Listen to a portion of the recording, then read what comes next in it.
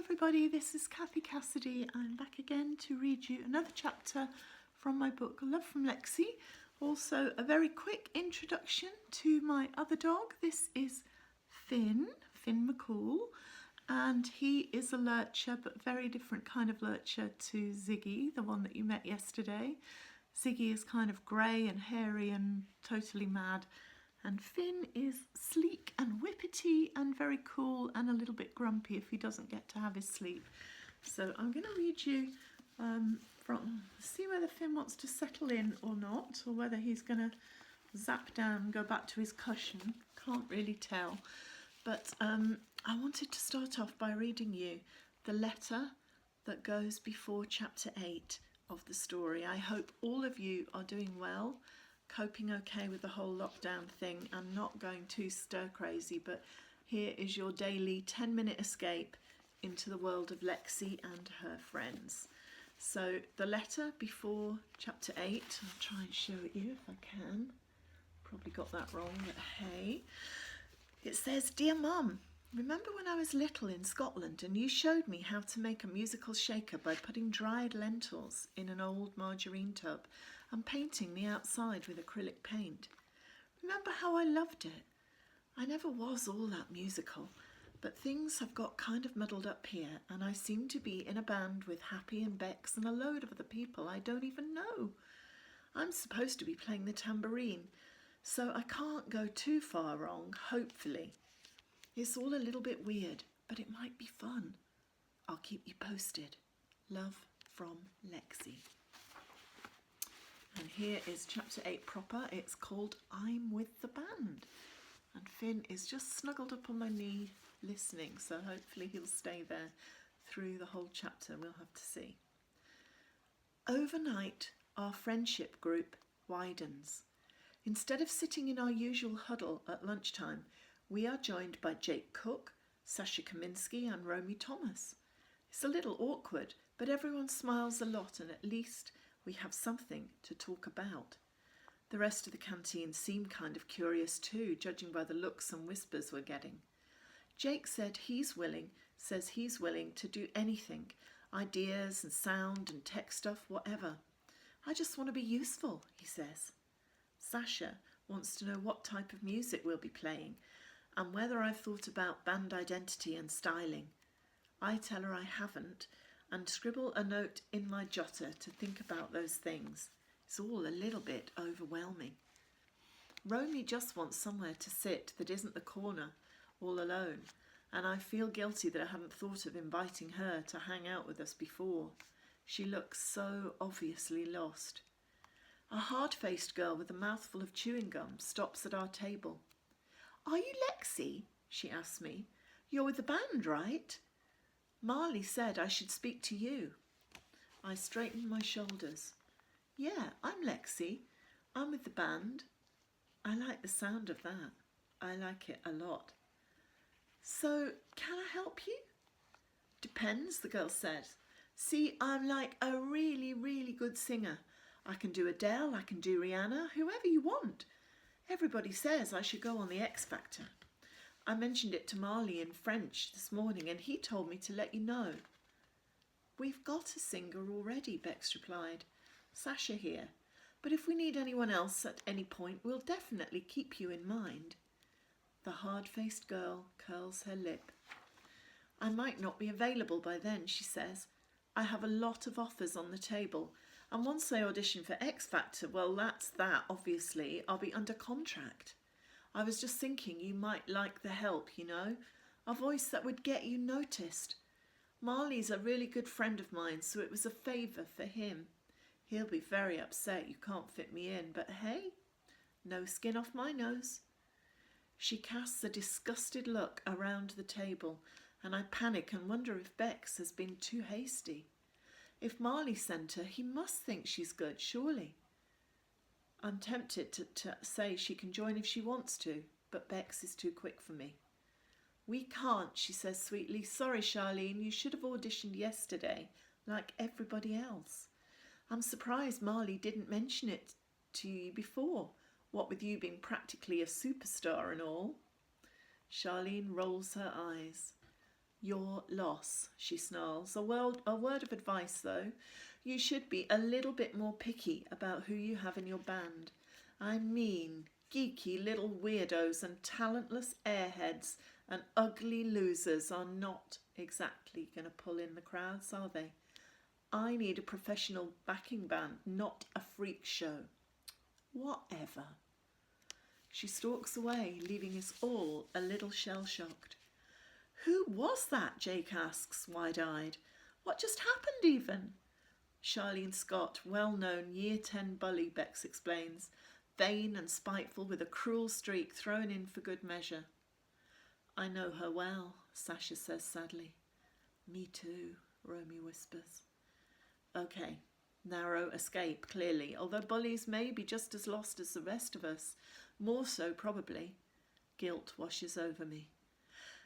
Were we maybe just a little bit harsh? I wonder out loud. Us? Beck snorts. Wake up, Lexie, that girl's bad news. Come to think of it, Marley is bad news too.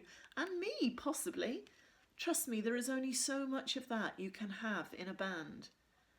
I think she used to go out with Marley, Happy comments. So did half the girls in this school, Bex says. I don't care who she used to date. I don't want her messing up this project. Seriously, Lexie? I bite my lip. She just called us all geeky little weirdos, Lexie, Happy reminds me. She called me a talentless airhead, Sasha adds. Nice. And well, you heard what she called me, Romy whispers. She's right, isn't she? I don't fit in. And I'm, well, what she said. It's not the first time I've been called ugly, and it won't be the last. I don't belong in the band. I should have known it was too good to last. Her eyes brim with tears, and I know if I don't say something fast, this whole band will crumble into dust before it even gets started. Romy, stop right there. You're going nowhere, I declare. You are an amazing musician. We're lucky to have you. The Lost and Found is not about looks. Not that I'm saying you've got anything to worry about in that area, though. I stumble to a halt before I get in any more of a tangle. The truth is, Romy doesn't look her best. Her hair is lank and her skin is sprinkled with blackheads. She's pale and tired, as if she hasn't had enough sleep and doesn't see enough sunshine. Do I look like I'm in a band? Happy challenges. Do any of us? Come on, Romy, we're just a big bunch of musical misfits, that's all. Nobody cares, only Charlene, and she is full of poison and spite. Why waste time listening to her nastiness? Romy tries for a shaky smile. We're a work in progress anyhow, Sasha states. We don't look like a band yet, but we will. None of us are perfect, but we can help each other. Maybe we could come up with a logo for a t-shirt design, or just go for a certain image, rock or punk or pop or vintage, whatever. The main thing is to ignore bullies like Charlene. Seriously, Romy, I plan to. Me too, Happy agrees. Who even needs that stuff? As for her singing skills, Bex cuts in, she has a voice like fingernails scraping across a chalkboard, with overtones of cats being strangled. Jake laughs. We haven't even existed for a day yet, and already we're causing a stir, he says. People want to know what we're up to. People want to join. We should definitely be running a publicity campaign and do some posters. Cash in on the speculation. Keep people guessing. Social media too, Happy says. Facebook, Twitter, Instagram, all the usual suspects. I write all this down in my notebook. I can see the Lost and Found may turn out to be quite a bit of work. But I don't care. It's exciting. It feels like we're on the edge of something cool, something awesome. Maybe. We go back to our dinners. Bex and Jake are bonding over marketing ideas. Happy, Sasha and Romy are forming an unlikely alliance to discuss style and image. And I can hear Sasha whispering to Romy about a really good shampoo for shiny hair as I dig into my chocolate pudding and custard. Suddenly Bex jabs me in the ribs. Bob brother alert, she hisses. Incoming! Who are the Bob brothers? Jake asks, but Bex kicks him under the table and he falls into silence. Out of nowhere, Marley saunters over, grinning, a guitar slung over his shoulder. "Hey," he says, "how's my favourite girl?"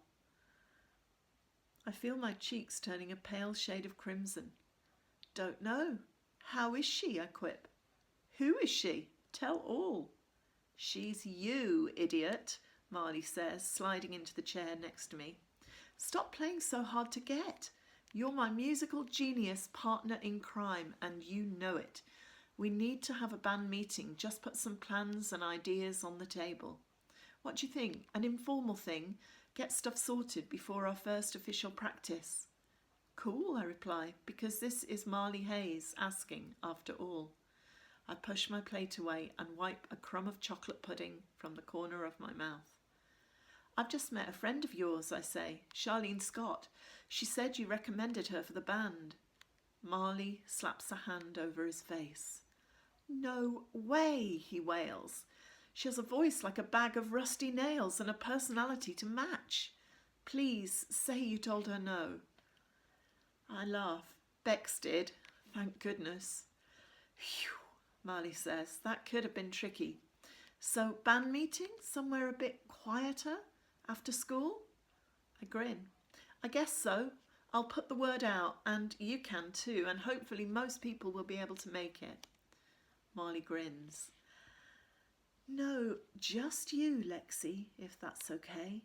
What with the band being your idea and stuff, or yours and mine, maybe. We can get together as a group on Thursday as planned, but you and I need to get stuff mapped out before that." I blink. Marley Hayes wants to talk to me, just me, about the band. Somewhere quieter? My cheeks flare. I'm turning red more often than a traffic light since meeting this boy. "Sure," I mutter, attempting nonchalance. "No worries." "I'll wait for you by the main gate after school," Marley says. "See you then." He's gone, leaving me speechless and slightly stunned. I look up at the others and find them all staring at me, clearly amused. "So, what's this Bob brother thing?" Jake repeats, taking the heat off me for a moment. "Is it to do with his name being Marley, after Bob Marley?" "Spot on," Bex says, "and his brother's called Dylan, after Bob Dylan, I'm guessing. So they're the Bob brothers. Makes sense?" "Got it," Jake says. "Cool." Bex turns her attention to me. "They're both trouble, obviously," she says. "But Marley is the worst.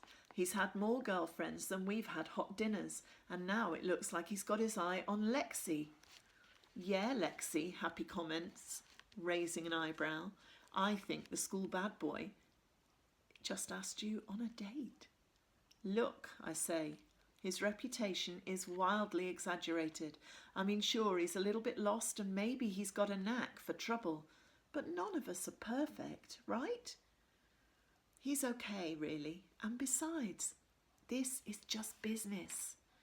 "Keep telling yourself that, Lexie," Bex says, laughing, "but I'm telling you that boy does not have business on his mind." My eyes follow Marley as he swipes a chip from the plate of an outraged Year 7 kid, then pushes through the double doors and out into the corridor without a backward glance. So there you go, that was chapter 8. Finn here listened beautifully to the story. So maybe he'll be around tomorrow when we have chapter 9. I hope that you will call in as well. If you have missed any of the earlier instalments, you can catch them by just clicking the link and going through to my YouTube page, where you can subscribe and follow or binge read the other chapters all at once. But until tomorrow, please stay safe, keep smiling, and yeah, I'll see you tomorrow. Bye.